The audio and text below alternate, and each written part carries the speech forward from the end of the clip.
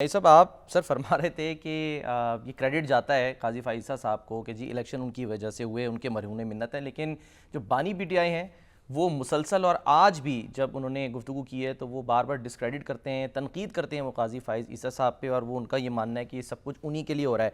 अगर सर न्याय साहब इजाज़त दें, हमारे जो कॉरेस्पॉन्डेंट हैं अहमद भट्टी साहब, वो क्योंकि ज़ाहिर है आज भी वहाँ अडियाला जेल में थे, मुलाकातें करते हैं, ज़रा क्विकली उनसे ज़रा खबर ले लें कि आज हुआ क्या अडियाला जेल में।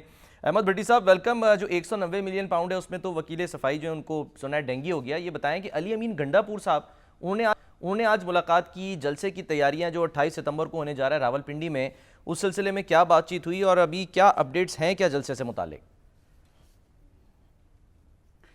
जी बिल्कुल। आज अली अमीन गंडापुर साहब ने बानी पीटीआई से मुलाकात की। ये मुलाकात 1.5 घंटे तक जारी रही और इस मुलाकात में 1-to-1 मुलाकात थी ये, और इसमें लाहौर के जलसे को भी डिस्कस किया गया और अब रावलपिंडी में जो होने वाला जलसा है उसको तैयारियों के हवाले से भी डिस्कस किया गया है। आज सुबह पीटीआई की जानब से ज़िला सदर चौधरी अमीर अफजल हैं, उन्होंने डिप्टी कमिश्नर रावलपिंडी को एक दरख्वास्त दी जिसमें उन्होंने रावलपिंडी में 28 सितंबर को जलसे की इजाज़त के लिए दरख्वास्त दी और कहा कि एनओसी दिया जाए। और इसमें उन्होंने 2 मकामात भाटा चौक और लियाकत बाग उन्होंने इसमें मेंशन किए कि यहाँ पर हमें जलसे की इजाज़त दी जाए। अच्छा। और इसमें उन्होंने मुतअद्दिद कानून के हवाले दिए और एक उन्होंने मोहतरमा बेनज़ीर भुट्टो के केस का भी हवाला किया जिसमें एक पटिशन थी जिस पर उनको इजाज़त मिली इस तरह की जलसा करने की। पीटीआई की प्रेफरेंस क्या है कि कहाँ पर उनको जगह मिले? यानी ये जो भाटा चौक आप कह रहे हैं या लियाकत बाग,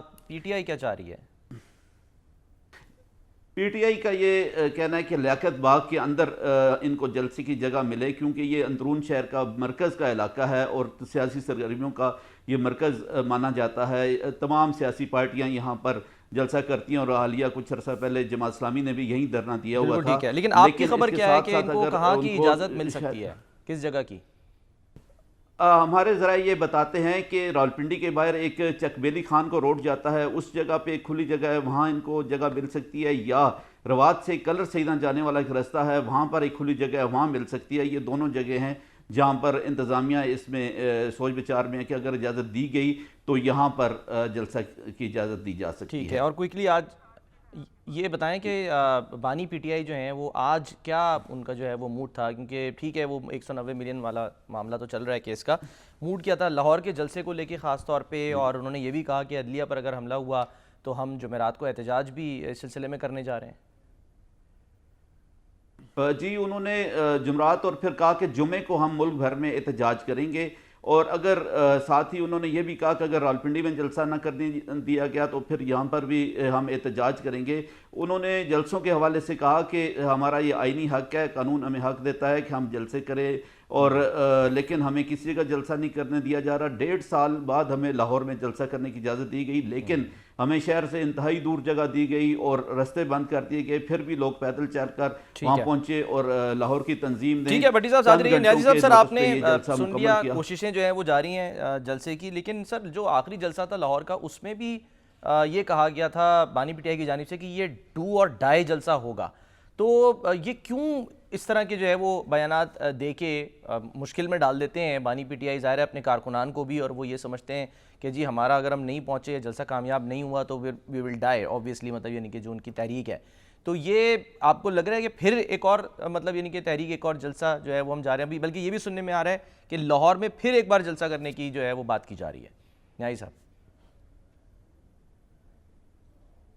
देखिए, पहली बात तो यह है कि पिछले 3.25 साल की अगर इमरान खान साहब की जलसे जुलूसों की रैलीज़ की सियासत का आप अहाता करें तो उनको खातिर खा नताइज नहीं मिले और उनको बहुत ज़्यादा नाकामियों का सामना करना पड़ा है। 25 मई का जो लॉन्ग मार्च था जिसमें 30 लाख बंदे लाने थे इस्लामाबाद में, जब वो 2022 में जब वो इस्लामाबाद पहुंचा तो वहाँ 3,000-4,000 बंदा नहीं था।